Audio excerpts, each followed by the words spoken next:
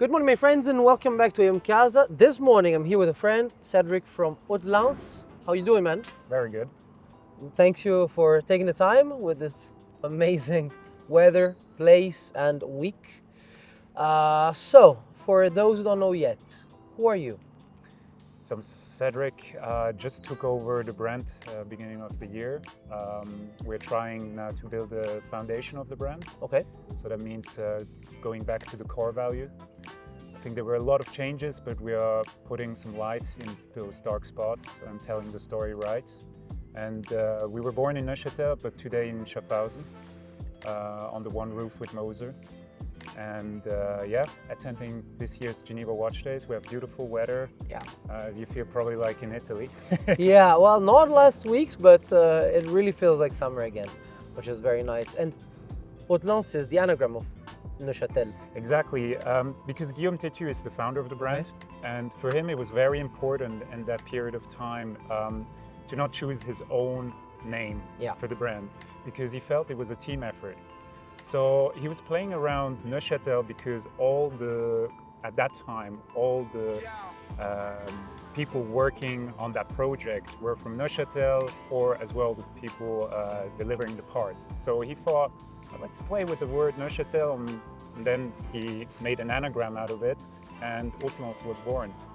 It's a pretty cool name as well, and I guess it's also part of the storytelling because now you're in Schaffhausen and people might get confused. But I think on one hand, confusion is a great part of your DNA, but in a good way. You're one of the brands that has proved to tell the time in the most different ways, not just one, two. Yeah. I would say how many different ways of showing the time do you have? So obviously the DNA was, in 2004 there were not many watch brands that had a rectangular case. Okay. So the only way of telling time properly that you use the case in its full shape is by having a prolonged arm, which we call the locomotive arm. Okay. And you cannot work with like round functions. So the idea was born there to display time a little bit differently. Obviously with time and as well more investments, we were able to create like the sphere, which in my opinion is like the showstopper. We won as well a prize in 2023 for innovation, because it's a sphere jumping hour where the sphere turns 1.5 times around itself and changes 3 times the direction. So very complicated and beautiful to see. And you witness actually time passing. So that's as well an aspect that we integrate very well in a lot of our timepieces, because we have a lot of jumping hours, retrogrades as well. So you always have friction and you hear something. Yeah, I mean, everything there is very different, and I remember you also made a watch which doesn't tell the time. Exactly. So this is the part where, as well, the new concept was born. But let's first speak about the timepiece you were talking about. So it's a maze, a labyrinth with a pinball. And the goal there was really to just have fun in watchmaking. And a lot of people remember that watch. And I think that was the idea behind that concept, is to create a watch that builds brand awareness.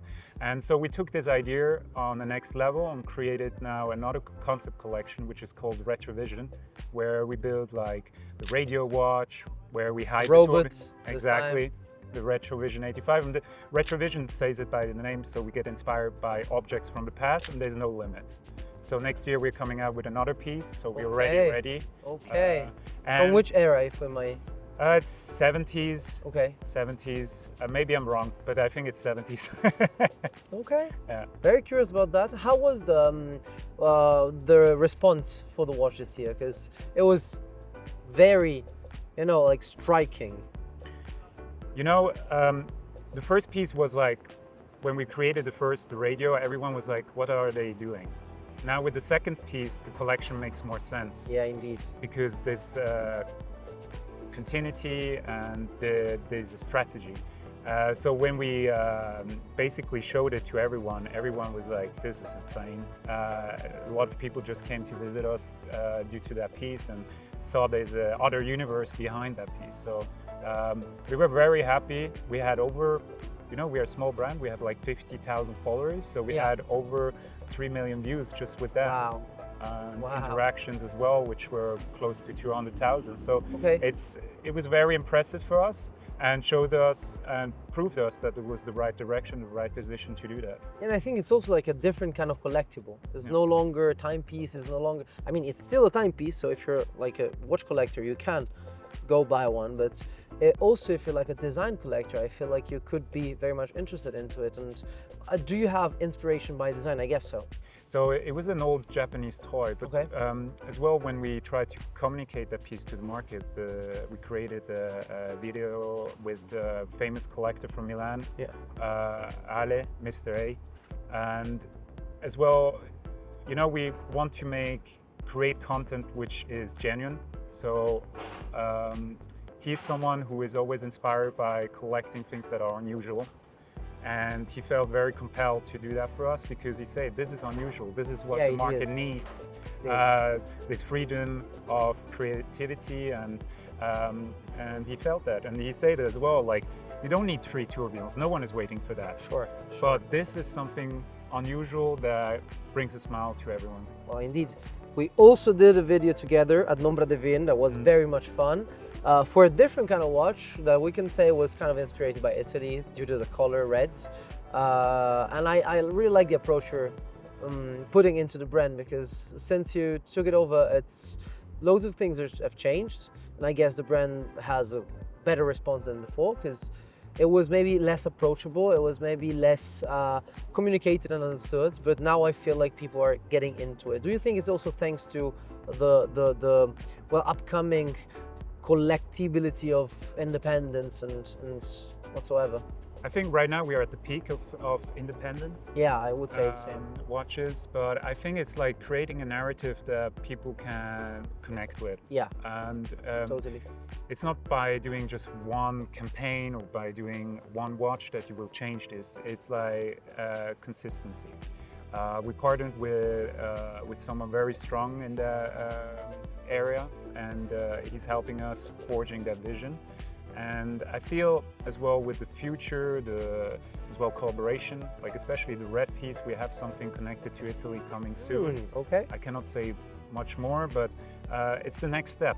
Okay. So, and it makes sense. So yeah, it's very exciting because this brand, I think, deserves more, and we will bring it there. So well, I would say that I really think the same. But let's go to the piece you're unveiling now, which is a super nice watch with a great approach to art, I would say. We went together to not Baselworld. I always say Baselworld was Art Basel, which could be better than Baselworld maybe, I don't know, but to me it was a different experience. You have a strong connection with the world of art, and I think watches are also a form of art, and what you're doing is an interpretation, an artistic interpretation to the world of watchmaking. So what was the inspiration behind this piece? How did you come out with 2 different iterations? And tell me a bit about how to tell the time. You just explained it to me, but I think it's very interesting. So just for the function, it's wandering hours with a flying tourbillon with double hairspring. Which is hidden. Yeah, you don't even notice that. And all made in-house, Sure. as we share the same watchmakers and component producers as HMOS and CA in-house. And the idea was, actually this is very unusual for Haute-Lance, but we have a rectangular shape and we have a round complication. Sure. So we can play with the space around it. And that brought us to the idea to work with 3D printing. Okay. So it's 3D printed with a brass base, and we're inspired, like Guillaume used to be inspired as well, from architectures, shapes. Sure. But the fun part is we had a fully different idea till a watchmaker, Annalena, said, wow, this is a cool watch, the one I'm wearing. And she was like speaking about this Japanese art of fixing old cups, and I didn't see that. So always, like, it depends who you are, what you experience, and what you see in something. That's as well the topic we have for Geneva Watch Days is we have a hotel room. So it's difficult to come with a concept, but you can play with the surroundings. So we invited René Schmidt, who is our dear, an ambassador, partner of the brand, who is a gallerist from Berlin, where we asked the question, hey, do you think you could help us filling those walls with something meaningful, with a context? And it needs to be something that questions time. So the idea and the concept came up to, we see time differently, and this concept that we have, or context that we bring to Geneva Watch Days, that we want to give our audience an opportunity to think about time differently. Okay. So, yeah. Very cool. And those two new pieces are, Wandering Hours, same caliber, just two different dials. And this one to me is more in the cubic area. True. And then we had some watchmakers who say it looks like Minecraft. Could be Minecraft. Okay. So it also looks like a Rome, you know, Yeah. San Pietrini. Yeah. You could do a Rome edition with Yeah. that one. Very much. And this is I love that about dials and about imagination. Everyone sees something Very cool. different in this. Super cool. What's your biggest goal for the next few years? I think is creating a collector and a community around this Okay. brand that follows us, that is as well as hypnotized by the brand like we are, and as well we own it to our watchmakers who put so much effort, as well the people who are constructing those pieces. It's not easy. Every time we come with a new idea. Oh yeah. But I think in the next closer future, we probably going to bring out a new collection in a new shape, Okay. but still respecting the rectangulars. Okay. And we will bring a new rhythm to the brand, and elevating as well the collector's journey, because right now you have one case. So we want to make that collector's journey a little bit bigger, and the new collection gives that opportunity. Fantastic. Well, thank you so much for being with us today. I Thank hope you, to see the Andrea. new collection very soon, and let's get ready for a part 2 when this comes out. Yeah, thank you. Thanks to you.